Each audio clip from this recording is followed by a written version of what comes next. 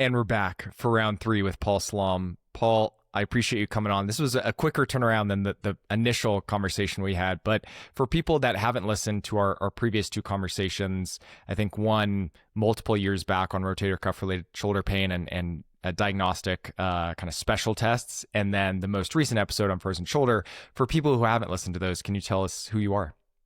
Yeah, no, Paul Salamh. I do some research in the area of shoulder, do some teaching them at the University of Indianapolis. So, um, yeah, it's always good to come on here and chat. You always make me think about things beyond where I've thought about them before, so that's encouraging. I'm glad that's the case. And I appreciate you being open to come on multiple times. The reason I reached out recently was because you were a co-author on a paper that was just published a month or two ago, this summer. I think it was August, late August. Lead author Fabrizio Brindisino. I know you had initially expressed interest in him helping us out or coming on, but he ultimately deferred to you, I think, for his comfortability with speaking in English. So here you are once again. But can you tell us kind of your involvement in this paper, Shoulder Pain to Image or Not to Image? I think it was published out of Frontiers in Rehab Yeah, Sciences. yep, Frontiers in Rehab Sciences. No, yeah, so, big shout out to Fabrizio. He's done a lot of great work in the area of shoulder, specifically frozen shoulder. So I've been fortunate to be a part of some of his work. We just had one come out here last week, I think, too, on frozen shoulder. In addition to that, but he reached out to me and some of the folks I work with, typically, Jeremy and Chad, and um, asked about our thoughts on this commentary and putting it together. And so we went back and forth numerous rounds. But the cool thing is that there's perspectives from all kinds of different healthcare providers on this. So not just physios, physicians and nurses and so on and so forth. And the infographics and the case scenarios, I think, are hugely applicable, and really made me think, going through this, some of the things that he brought up is really to dive into the evidence and what do we really have to support or refute the use of evidence in these various pieces. So I was very grateful. As always, when I'm asked to join a research project, I learned so much from the people that I'm involved in it with. So yeah, this was no exception. Yeah, I think this is going to be a great paper to dive into the conversation around imaging as a whole, but more specifically for shoulder related conditions and injuries. And we'll go through each case scenario and dive into the specifics. But before that, maybe we start more broad. What is the value of imaging a shoulder, and what are the pros and cons and times where it's not appropriate or there are concerns about imaging too often or inappropriately? Yeah, I think, you know, where we currently sit, at least when I think about healthcare in the United States, and obviously this is other countries because this is an international group that kind of worked on this, so it's not unique to the United States, but I feel like that's where I can mostly speak to, is that we tend to overutilize imaging, whether that be radiographs or MRIs or ultrasound, in general, and I don't think the shoulder is any exception to that. I think sometimes we want to err on the side of caution, as clinicians, and if we can, feel comfortable ruling something out via imaging, then it may be something that we lean on more than we ought to. Uh, but as we know, the evidence has shown to be different or in contrast to that.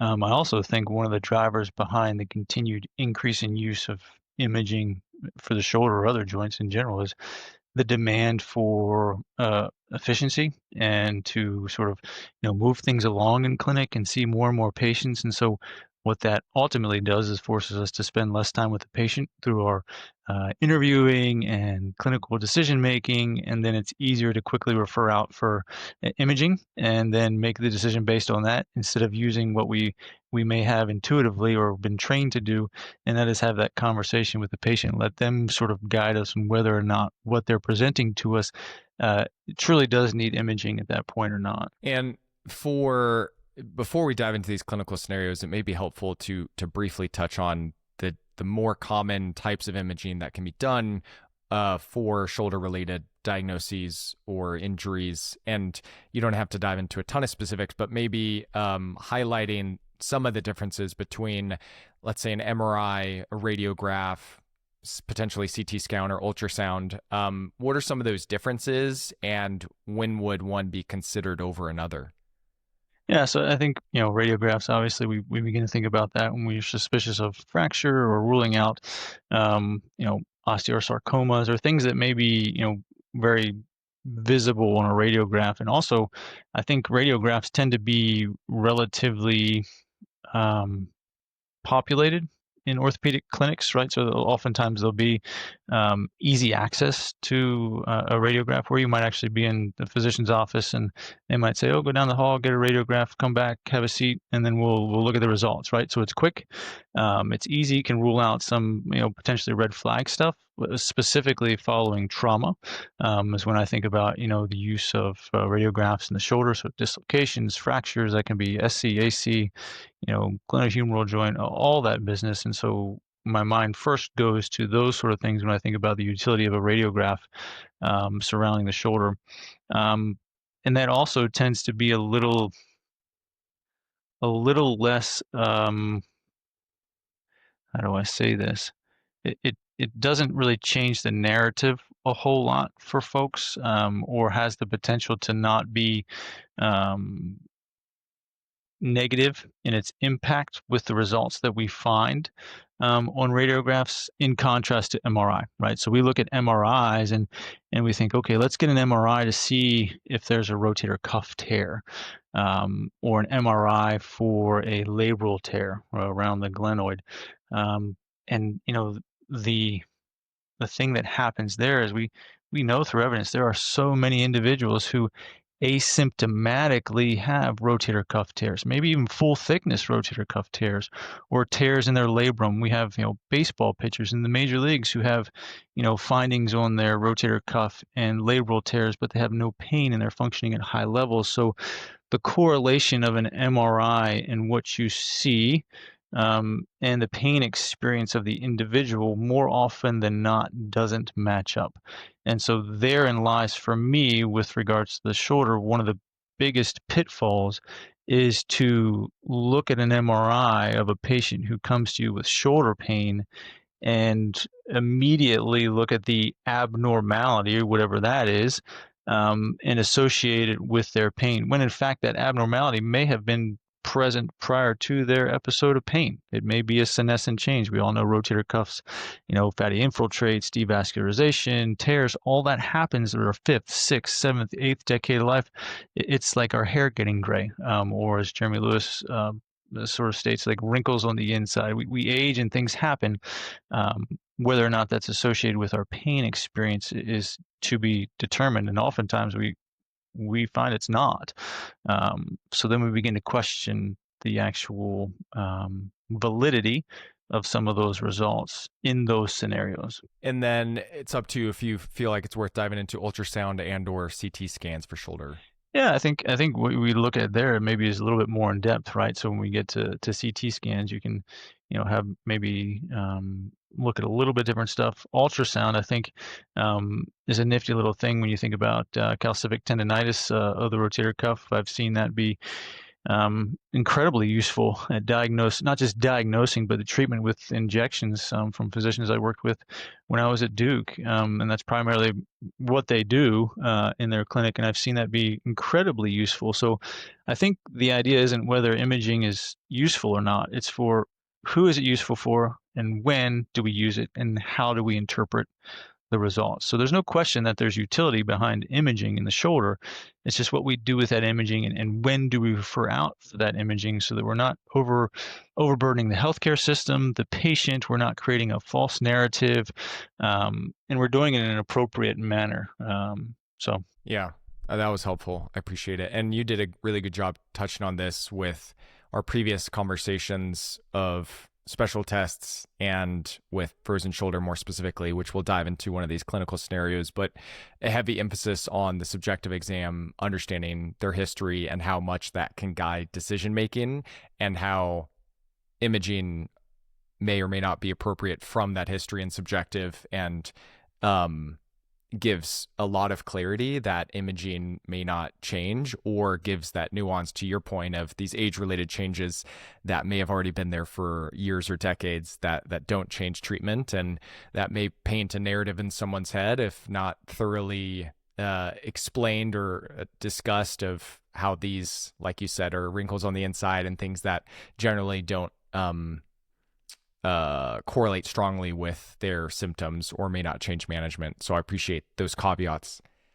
Yeah, no, and I think that's a huge point you bring up, and one thing that I think Fabrizio did a really good job in this paper at one point in stating that, you know, having imaging results in addition to the association of when these findings are normal and when these findings are abnormal, right? So, within the context of what you're visualizing, not just, oh, there's a rotator cuff tear, but 78% of individuals that have these same findings you do not have pain. So, putting it in context for the patient, instead of saying, well, you have a rotator cuff tear, that's why you have the pain, the narrative shifts completely. And it's not in line with the sort of the approach that we want to have with regards to how we have that conversation with the patient at the end when we're looking at management strategies. Let's dive into these scenarios, which I think will be really helpful.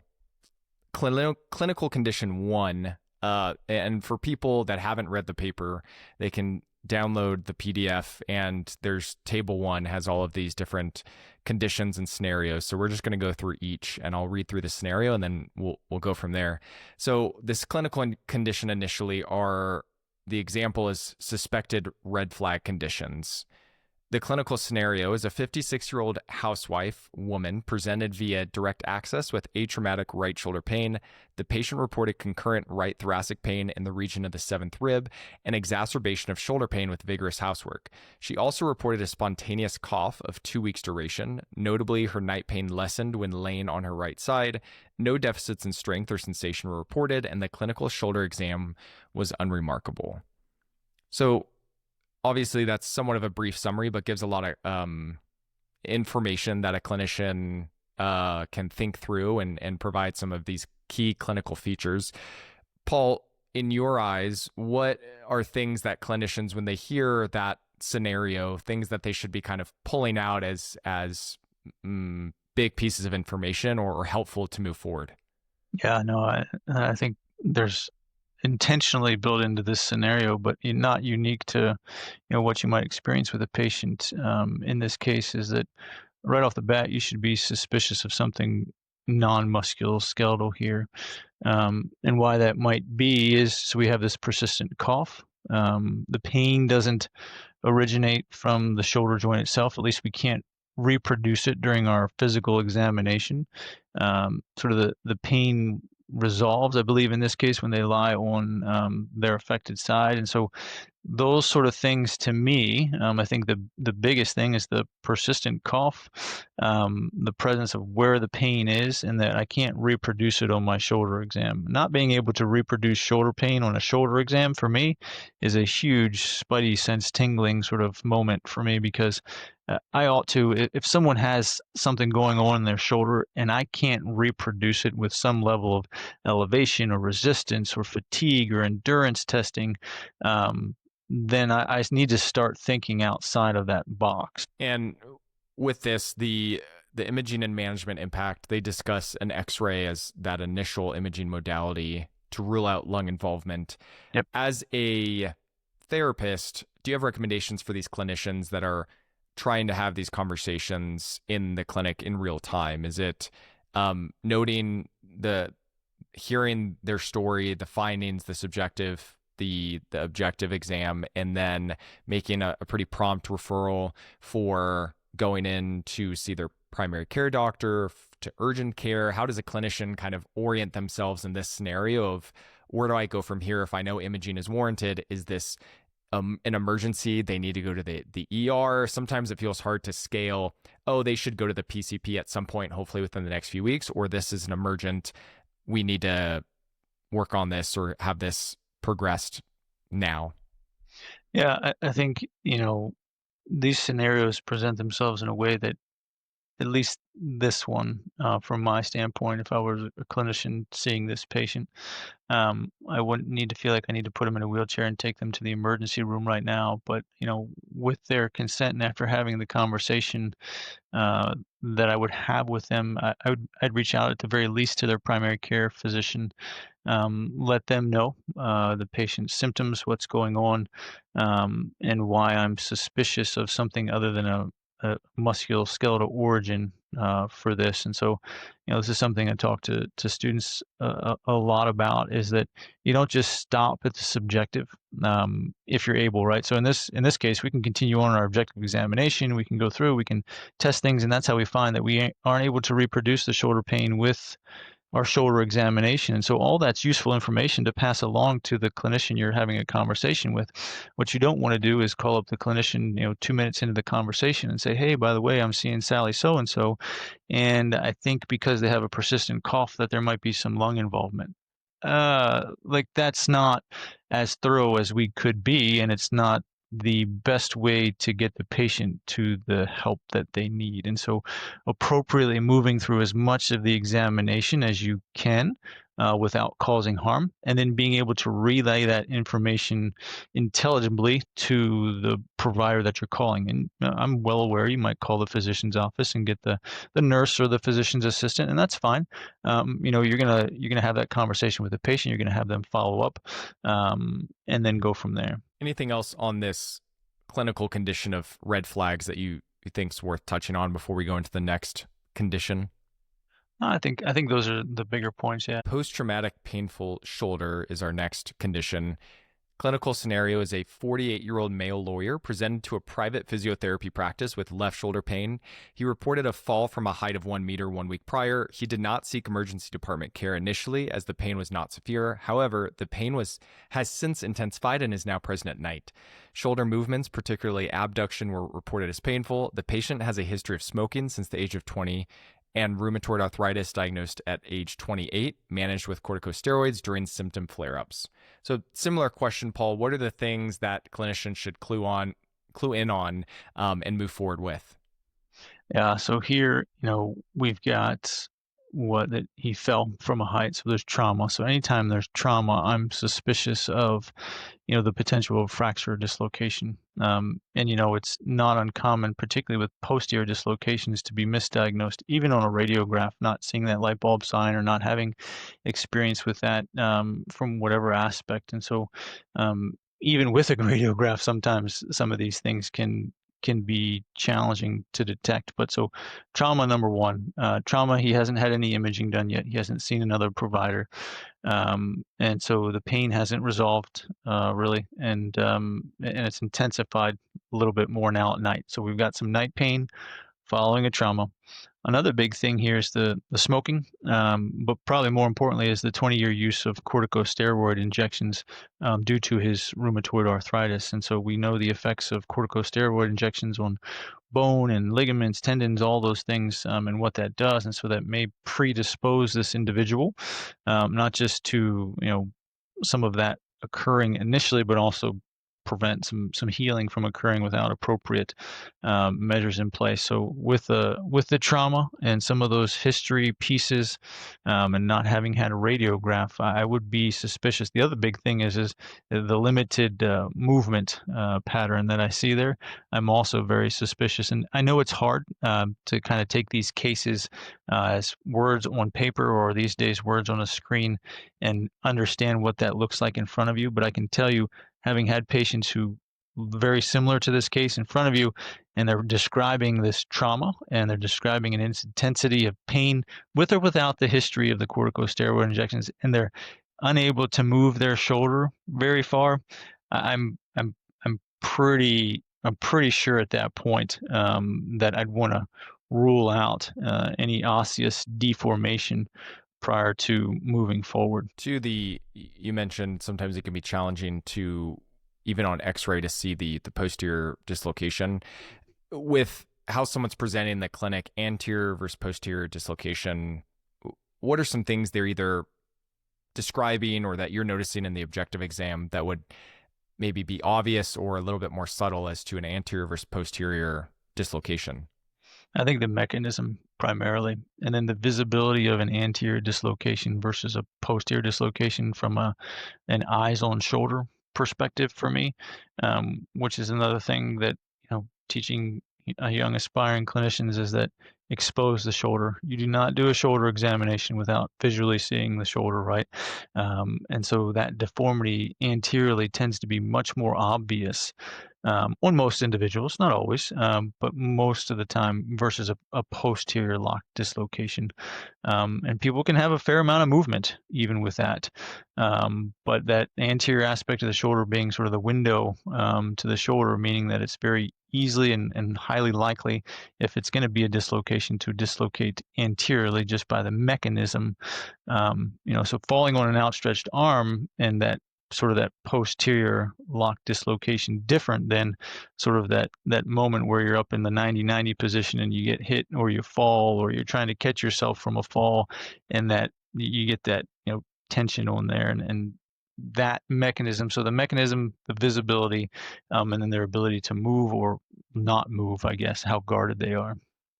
Because the lock posterior dislocation,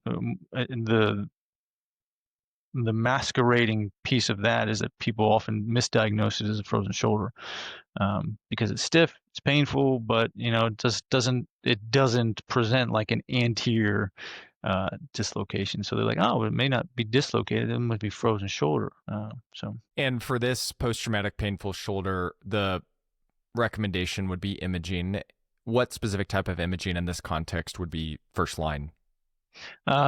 So I think in this case, an AP, Y view, probably the biggest pieces there, so you can see the humeral head and what that looks like relative to the glenoid. Cool. Moving on, rotator cuff calcific tendinopathy. A scenario: a 50-year-old office worker female presented to a private physiotherapy practice reporting a sudden onset of intense and intolerable pain, 8 out of 10 symptoms, in her shoulder, experienced since the previous day, and an inability to abduct her arm. The patient reported significant nocturnal pain disruption. Her medical history included diabetes and hypothyroidism, but no history of trauma. What are we thinking about here, Paul? Yeah, this is probably one of the more challenging, I'd say, of these cases, to be honest with you, and a little bit harder to differentiate, particularly if you don't have experience seeing individuals with rotator cuff calcific tendinopathy. But almost that sort of really quick, sudden onset of pain at a high level that's reproduced at a specific point, really kind of makes me think rotator cuff calcific tendinopathy. And so, we've really gotten away from the narrative of sort of this, biomechanical source of pain in the shoulder when we think about rotator cuff related shoulder pain, and how we've sort of refuted the theory that was present for so many years with impingement and all this business. And I fully am on board with that. But I think here in this case, when you've got that, calcific spot on that tendon, that can be a very big source of pain in a really big way at certain movements. And so there is value at identifying that. And so again, I think this being probably one of the more challenging ones that are presented here, but important to know, because as I mentioned earlier, the imaging and then the use of ultrasound with ultrasound guided injection can be really effective for these individuals. The ultrasound guided injection would be for symptom relief or more of a diagnostic. Well, well, symptom relief, but I mean, primarily, if you see that, you can go in there and well, we can't, but you can make that injection and that sort of dissolve that calcification, almost not immediately, but have a huge effect on reducing that and reducing their symptoms. Can you touch on what these calcific or calcium deposits are? Why do people get them, and do we know why they occur? Yeah, I mean, I wish we did. I wish we knew, because I think there's so much variability, at least with regards to what I'm aware of currently in the literature, and maybe I'm not as up to date on that and some other pieces in the shoulder, but I'm not sure that we have a really big handle on why it happens in some folks and not others. I mean, I've seen it in very young, healthy, active individuals, and vice versa, sort of older, sedentary individuals, and So yeah, I'm not sure we can really pinpoint that. Oh, well, we think this is why this happens. But what I can say is it's pretty evident once you've seen a few of them that you begin to pick up that pattern of what that looks and sounds like in an individual. So much so that there's clinics and physicians who primarily that's what they specialize in. So it's a little bit of a niche. Is it similar to a rotator cuff tear where the base rates can be relatively high in asymptomatic individuals, or is there much research in that? I don't think so, if I'm being honest with you. I think that's one of those things that it is almost truly like that rock in your shoe sort of business, where what we're seeing there has a direct impact on the pain that the individual is having. Now, I don't know that that could correlate all the time, but I certainly think it correlates a lot more than I know it correlates a lot more than what we see with regards to partial thickness and maybe even full thickness rotator cuff tears and whether or not that's associated with symptoms. And they mentioned this previous or past medical history of diabetes and hypothyroidism, similar to other musculoskeletal conditions. Is the prevalence of a calcific tendinopathy higher with individuals presenting with these comorbidities? Absolutely. Yeah, I would say for sure. This exact individual reminds me of a case a few months ago that calcific tendinopathy wasn't even on my radar, but this is like almost an exact clinical scenario. So I wasn't the most helpful over there. I think she came in a few visits. We tried some exercises, but it was very clear like that really sudden onset abduction related position symptoms at night. So it would have been helpful to have this conversation before then. She just dropped off. So hopefully she got the care that she needed, but I was kind of at a loss of like, well, let's just slowly graded expose the shoulder to the position. And it wasn't helping after a few visits and she dropped off. Oh, I don't think this is something that really anybody gets educated about in physio training, or at least not to a degree that would help us to be able to think about this early on. And maybe that's one of the reasons I say this is one of the more challenging cases here that are presented because it is so unique but so specific. Um, Yeah, totally. Okay, the next one is anterior-inferior glenohumeral dislocation. Scenario is a 57-year-old male automotive mechanic presented to a private physiotherapy practice following 20 days of immobilization for traumatic anterior-inferior glenohumeral dislocation. Emergency department physicians confirmed reduction via radiography and recommended physio for after 3 weeks of brace immobilization. The patient's medical history included a 15-year history of diabetes and a 10-year history of smoking. In family history, a rotator cuff repair was reported for the patient's mother and brother. What are we considering here, Paul?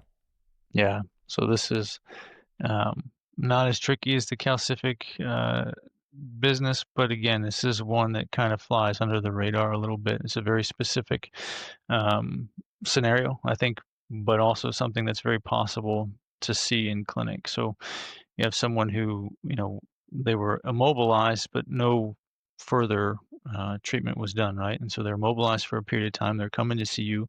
It's following a trauma, but you also know that there's no osseous deformation at this point, right? So that maybe it's been reduced or whatever has happened to that anterior inferior glenohumeral joint dislocation. It's back where it ought to be.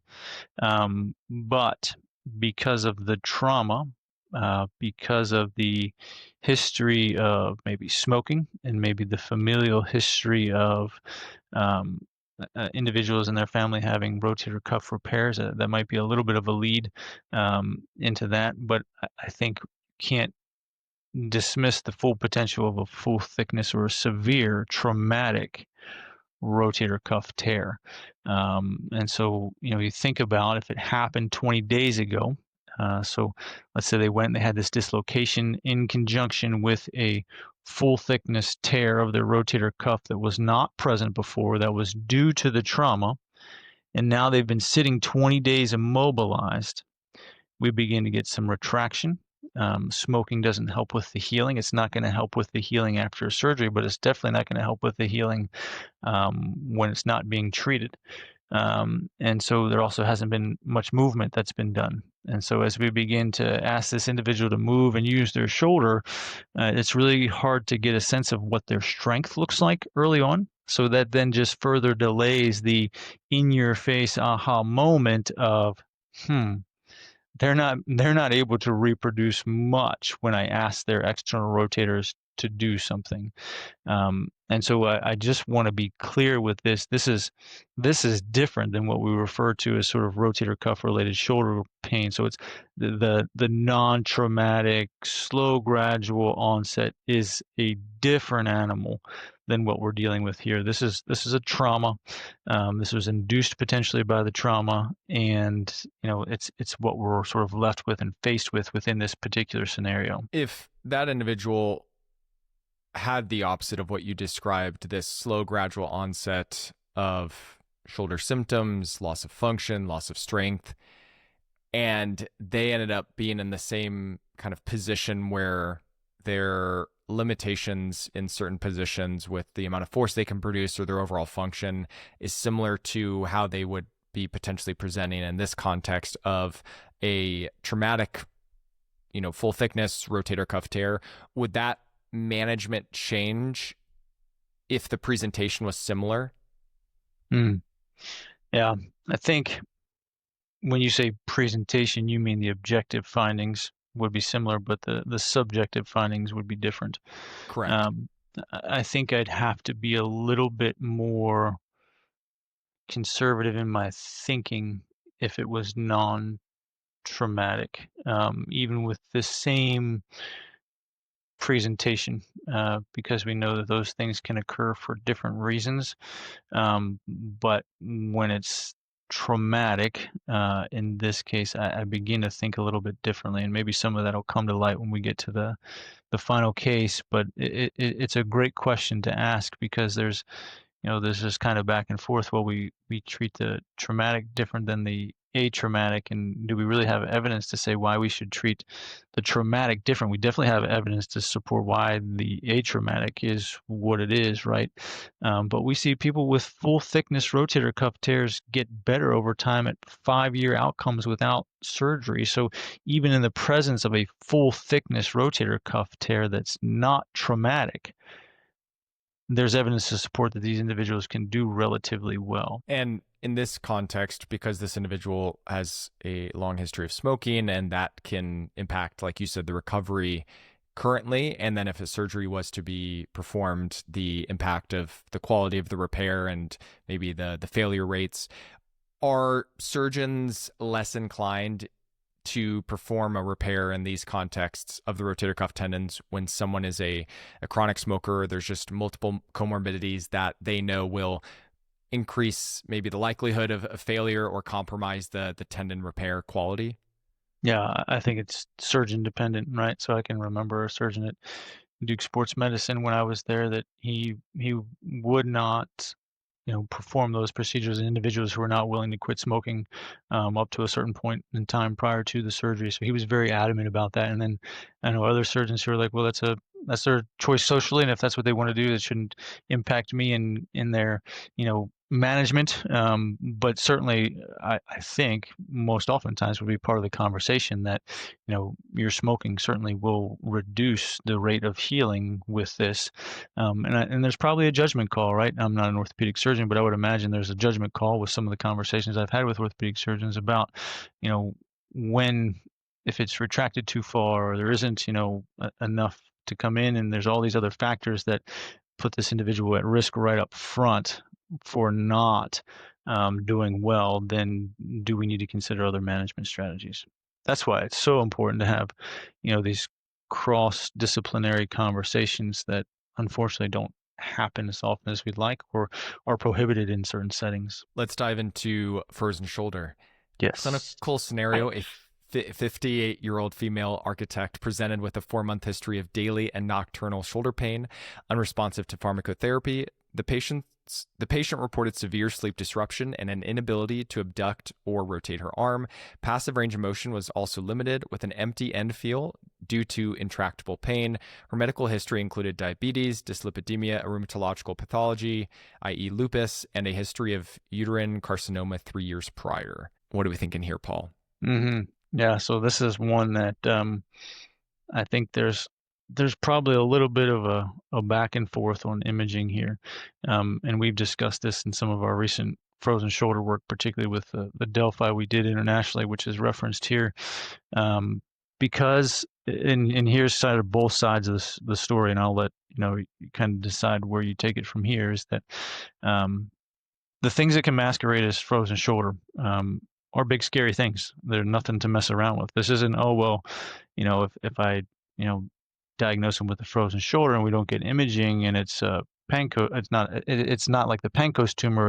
It's very similar. It could be a tumor. It could be avascular necrosis. It could be a dislocation, that locked posterior dislocation. It could be a number of different things that aren't going to get better with time. They're actually going to get worse with time, and you're going to do your patient a disservice by not picking up on these things initially. And so I think that's one of the reasons why, even as part of some of the guidelines that are put out there, is that, it's a diagnosis of exclusion, meaning that if you rule everything else out and you're left with a stiff, painful shoulder, then it's frozen shoulder. Well, ruling those other things out that could masquerade as that oftentimes means that you're getting a radiograph at the very least, to feel confident that you're ruling those big scary things out in order to arrive at the diagnosis of frozen shoulder.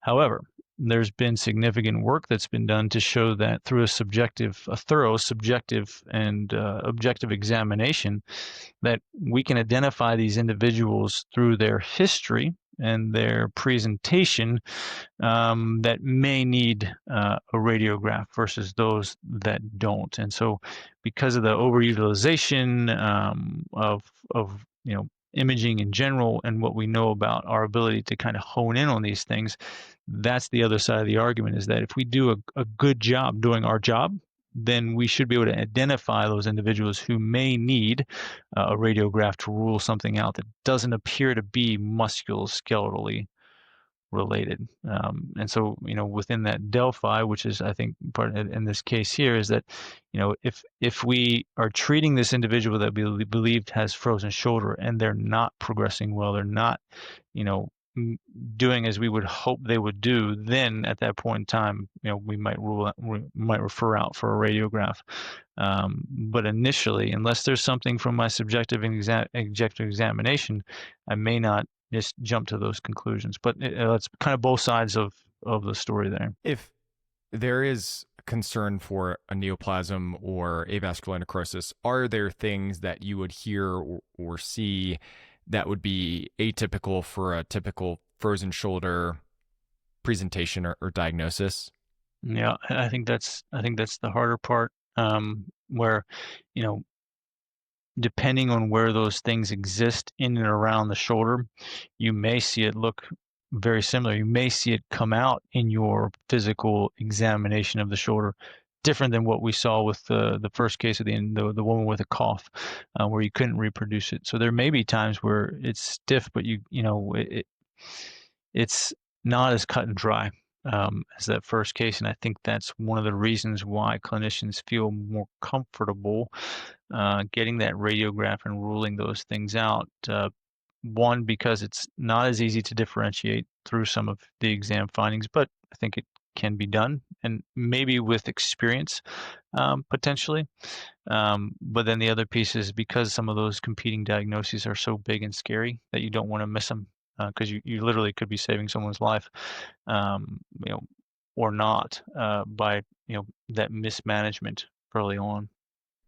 Have you had personal contexts or scenarios where you were seeing someone considering frozen shoulder, but you wanted to rule out these other things and they did pop up on imaging? Yeah, so not me personally, but I had a student that we we had went through our musculoskeletal class, went out on clinicals, and he reached out to me and said, "Do you mind if I talk to you over Zoom about a case that my CIN are kind of not stumped about, but they were curious about, right?" So it was a construction worker who had been walking his dog. The dog pulled, probably running after a squirrel or something, fell. Um, so trauma, had some imaging done, ruled out fracture, dislocation. So presented as a frozen shoulder, right, stiff, and treated for a significant amount of time, but just not getting better. And that's where they contacted me, and we went back through the history. And I said, "Well, do you have a good sense of that radiograph?" And they really didn't. So I said, well, it might be worth having the conversation based on what they were telling me about how they were not responding to different treatments and where their range of motion was limited, and the fact that, we know through evidence that oftentimes that locked posterior dislocation can be misdiagnosed. I said it might be worth having a conversation with the referring provider about having another image done looking for that light bulb sign for a locked posterior dislocation. And sure enough, within a week, he emailed me back and said, we got another image. It's a locked posterior dislocation. He's going to go back in and have that taken care of under anesthesia. And after that, he was back to working construction with a little bit of nerve stuff going on because of how long it had been there. But so I wouldn't say that's not a big scary thing, but it's maybe not like those, neoplasms and other things, but certainly just kind of points to the fact that even with a radiograph, sometimes early on, we're not picking up on that. So the importance of being open to patients sort of and how they progress through the rehab and what you're expecting, and being willing to be honest with yourself that they're not progressing as you might think, and to stop and take a couple of steps back and reevaluate, I think is incredibly important. Before we go into rotator cuff related shoulder pain, speaking of dislocations, we had that other case where that individual had it for a period of time, and there was the suspicion or concern about a traumatic rotator cuff tear as well. You and I had this discussion offline, but I think it would also be a helpful clinical scenario of an individual, younger female or male athlete that has a first-time traumatic anterior dislocation. We can provide a little bit more clarity or detail in that case, but what should a clinician be thinking of when they're, let's say, is already a diagnosis of an anterior dislocation, first time conversation around this is just going to be not from an imaging perspective, from a management strategies moving forward. And I'm kind of alluding to that surgical versus non-surgical recommendation. Where should clinicians think and understand the research on younger athletes' first time traumatic shoulder dislocation? Yeah, I think some of that depends on what is then present after that dislocation, right? So are there any disruptions in the labrum? Has it been sort of chronically where there's like a Bankart lesion or something along those lines? Is there something anatomically, structurally that's going to set them up for further hypermobility episodes beyond just whatever it was that created that environment for their first incidents, right? So I think understanding the anatomy and where they're left following that, so the conversation with whoever they saw, the orthopedic surgeon or whoever's had the imaging done, who's referring them to you, or maybe your first line provider and went the other way. Either way, I think that's critical to understand, first of all. After that, then, is what does the athlete want to do? Do they want to get back to playing that same sport? Anytime I'm working with a young athlete who gets injured, my first question is, because probably no one's asked them, do you actually want to continue playing the sport? Or is it pressure from mom and dad, or do you feel like you need to? So that sort of that moment, right? But then, so do you want to get back to playing, and do you want to get back to playing the same position? So basically, are we looking at continued predispositions to the environment and putting yourself in a place where you may be susceptible to this again? So understanding the anatomy, understanding what we're looking to get back to doing, and then looking to see how feasible that is. So all kinds of variables that play into that, right? What level of sport are you playing? What position are you playing? What is the sport? What are the demands? How much can we strengthen or control things around that shoulder to help improve that? And then not to mention or undermine the importance of the apprehension that the athlete's going to experience getting back to playing. And so trying to create an environment where they feel safe going back into that, knowing, again, depending on all those different situations, they could be at a relatively low or relatively high risk for that to occur again. There's just too many variables that could play into that situation that could have it go one way or the other. Thanks for that, Paul. Let's go into rotator cuff related shoulder pain. Clinical scenario is a 53-year-old male middle school educator presented at a private physio clinic with a 2-week history of anterior lateral shoulder pain on the dominant side, representing the first such episode in his lifetime. The patient reported no history of trauma. The individual does not smoke or participate in regular exercise. He has a high body mass index. Recent medical history included a relocation to a new residence 3 weeks prior to presentation. This involved external and internal rotation, demonstrated comparable mean values bilaterally, while isometric resisted eval elevation at 90 degrees of arm flexion exhibited diminished strength on the affected side. What are we thinking about, Paul?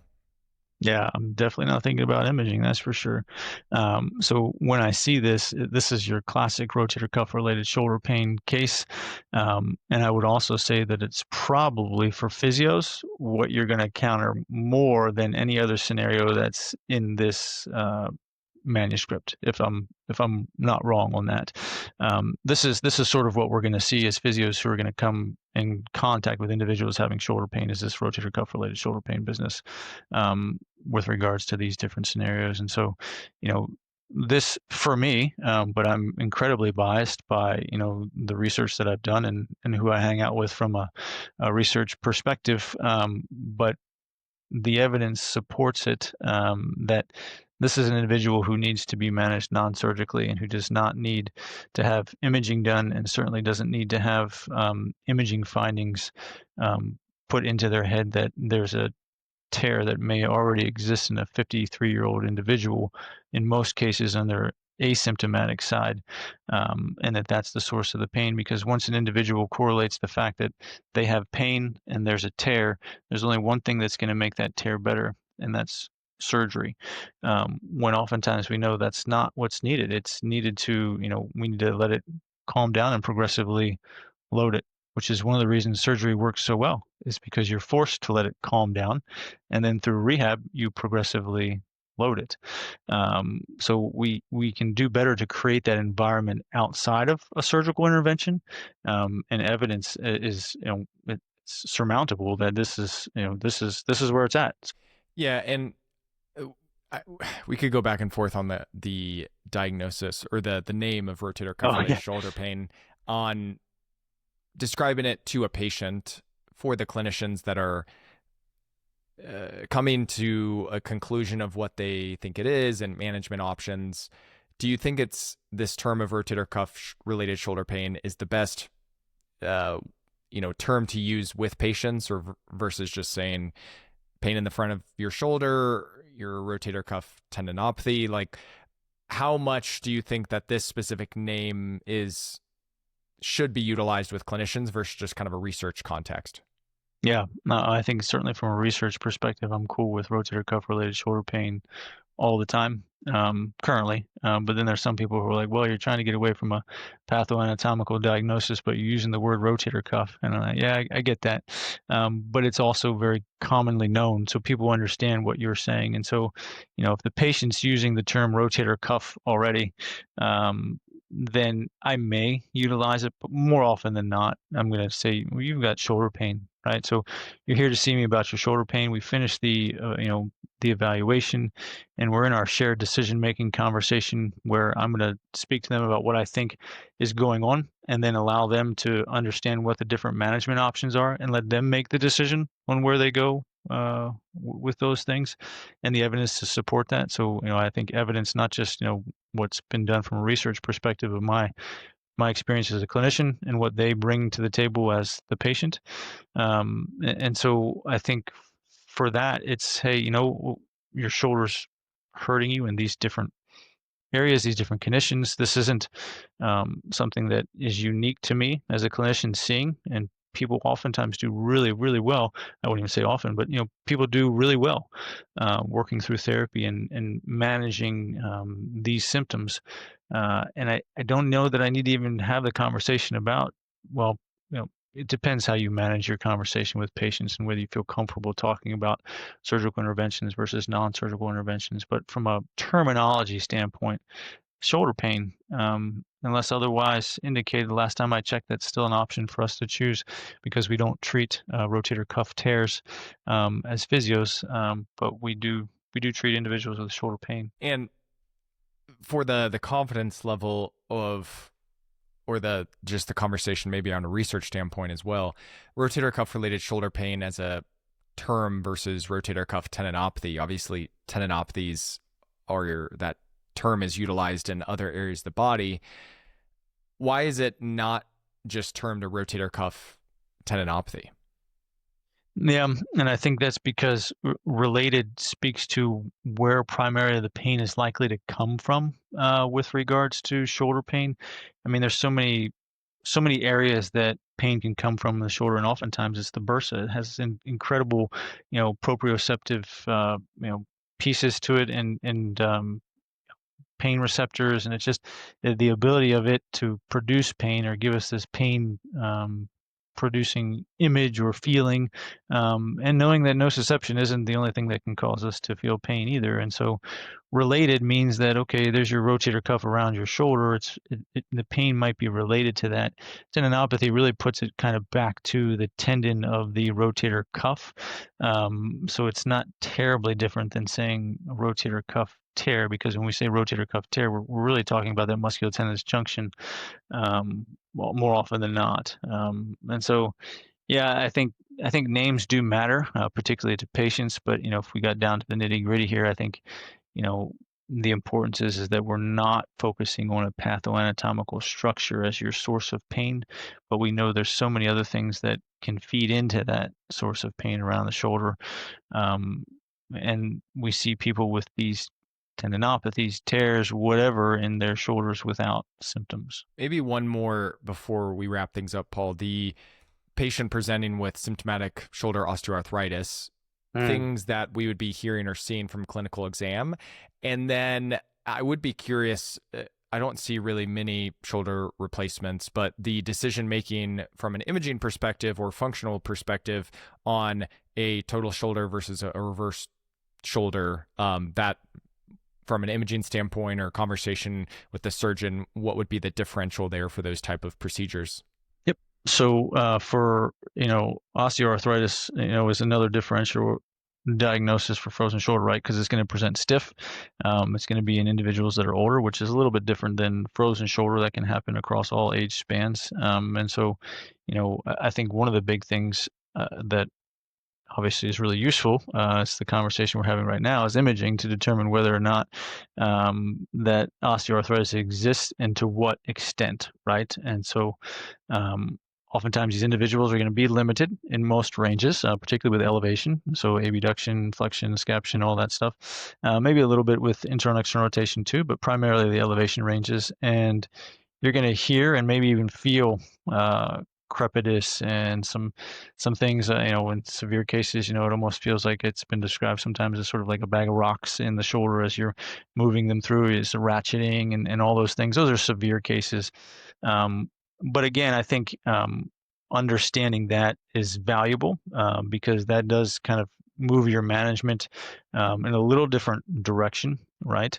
Can certainly be treated non-surgically, but also, as you mentioned already, surgical intervention can be an option. And so I've been fortunate enough to work with and publish some stuff with orthopedic surgeons regarding total shoulder arthroplasties and reverse total shoulder arthroplasties. So sort of the decision making that goes on there and the difference between the two. And so I believe that the decision still revolves around what needs to occur to move you from a total shoulder arthroplasty to a reverse total shoulder arthroplasty is a pseudo paralytic arm. So meaning that it looks like you just can't do much with it, right? So you've got osteoarthritis.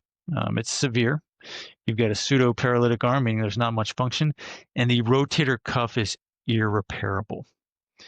Because the idea behind the reverse, to change the convex to the concave and the concave to the convex, is to change the overall function of the deltoid by moving the center of rotation of the glenohumeral joint to a point where the deltoid then has an advantage to begin to move the shoulder more without the assistance of the rotator cuff. And we know the important interplay between the deltoid and the rotator cuff as we work through different ranges of elevation. So that being said, if you have an intact rotator cuff, preservable or repairable, and severe osteoarthritis, and you have some movement in your glenohumeral joint, then you may be a better candidate for a total shoulder arthroplasty, versus what I just described would sort of lean someone towards more of a reverse total shoulder arthroplasty, because again, reversing those convex concave features is in fact meant to change the center of rotation and allow the deltoid to do more of the work. Now, what you get after that is sort of to be determined, depends on how the prosthesis is fit and how you're doing it and how much bone stock is there and so on and so forth. But people can do really well as long as expectations are appropriately aligned, as always.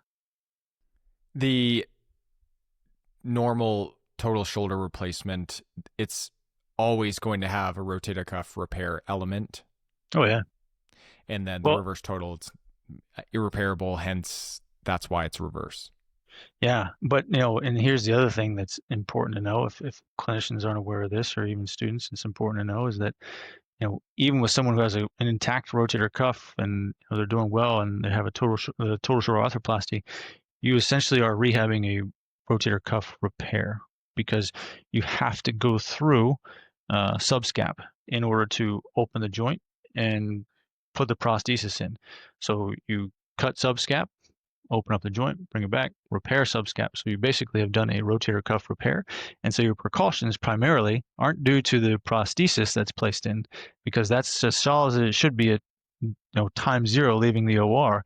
It's because you need to respect the repair that's done to subscap, which is why oftentimes those individuals have a difficult time with internal rotation following, particularly at end ranges. You'll hear them say, well, I'm having trouble washing under this arm, or keeping the soap or the washcloth in my hand under here, because they can't press. Why? Because 70+% of individuals following that procedure oftentimes have a re-tear. And so it is very common, but it doesn't affect their overall function, is what we find. And then if they have a re-tear, is it another repair, or is it you need a reverse total, or that it's rare that someone would get a total shoulder and then a reverse total? Yeah, I think it's rare. I think it's almost, I don't want to say expected, but there's such a high incidence of re-tear rate that it's not something that you'd likely even have checked out. Like if I was a physio and I reported to an orthopedic surgeon, hey, they're having difficulty with that. Yeah, okay. Why? Because they probably know that there's a high rate of re-tear in that. To what degree? Who knows? But if their function is progressing and they're getting better, then we're good, because that's what the evidence kind of puts that right in your face. And I can't remember which paper it was that we wrote that in, basically reporting that there's such a high incidence, but it doesn't change their overall function or pain level. So it's not something that you go back in to have redone, but to understand the importance of the anatomy there. Last question with that. It's assumed, or there's such a high prevalence of these re-tears in total shoulders. Is that the same with just a typical rotator cuff repair, not considering a total shoulder involvement? And I know there's a wide spectrum of re-tear rates, but would it be similar if you're concerned about a re-tear after an initial repair? Is it a poor decision or unlikely to help go through another revision or repair process, knowing that the rates of re-tear would probably just become even higher after a second repair or revision? Yeah, so you're talking outside of total shoulder and reverse total shoulder arthroplasty, so just a rotator cuff repair. Correct. Yeah, so I think it maybe matters a little bit more, but I think it's dictated primarily by a number of different variables. One is, I think, why would you be suspicious that someone, retore their rotator cuff after being repaired? Well, you're probably suspicious of that as a physio because they're not progressing as you'd hope, right? So that means that their function isn't where it ought to be. That means that their pain isn't where it ought to be. So something is leading you to believe that, or the orthopedic surgeon to believe that something is not going well. So it's not just, oh, let's take a look at the integrity of the repair. No, something is leaning you to look at the integrity of the repair, whether it's, the suture anchors or the repair itself or what's holding up. And then I think at that time, it's just a matter of, okay, if we do reevaluate that. And my experience with orthopedic surgeons is that, they want to kind of see a good course of post-op rehab before looking at whether or not there's a failure on either side of that, the cuff or um, where the cuff was placed, and then make a decision based on all those factors, right? So patient overall function compared to where they were prior to, how happy are they with it? Is it manageable? And then what are we left with as options, right? And so I think a lot of that tries to be addressed prior to the surgery, right? But sometimes things happen. And so I think more often than not, if it's a traumatic re-tear, there may be more of kind of a hurry to get back in there and redo it because, oh, it was quick, it just happened, we can put that back together, versus, it kind of came apart for whatever reason, or it's pulling off here, and okay, well, let's see what this does and how their function plays out.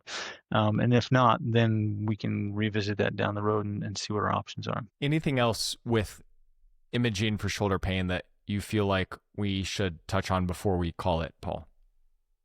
No, this has been great. I think I just love what Fabrizio put together here on this paper, because not only do we have these case scenarios with key findings that are really, really impactful and really clinically relevant to imaging, but there's also sort of the infographic that outlines the strengths, the weaknesses, the opportunities and threats to this kind of conversation, as well as almost an algorithm for decision making in the supplementary files. Which again, this is all open access, so there's no charge for this paper. So all those things I think are just incredibly valuable. So if you're a clinician who sees individuals with shoulder pain, I would strongly recommend taking a look at this. Or if you're made it this far, you probably already got what you needed out of the paper from the podcast. But it's good to dive into, because there's some other great points in here as well. I agree. All right, Paul, we will call it there. Thanks again for round 3. Cool. Appreciate it, Chris. Thanks.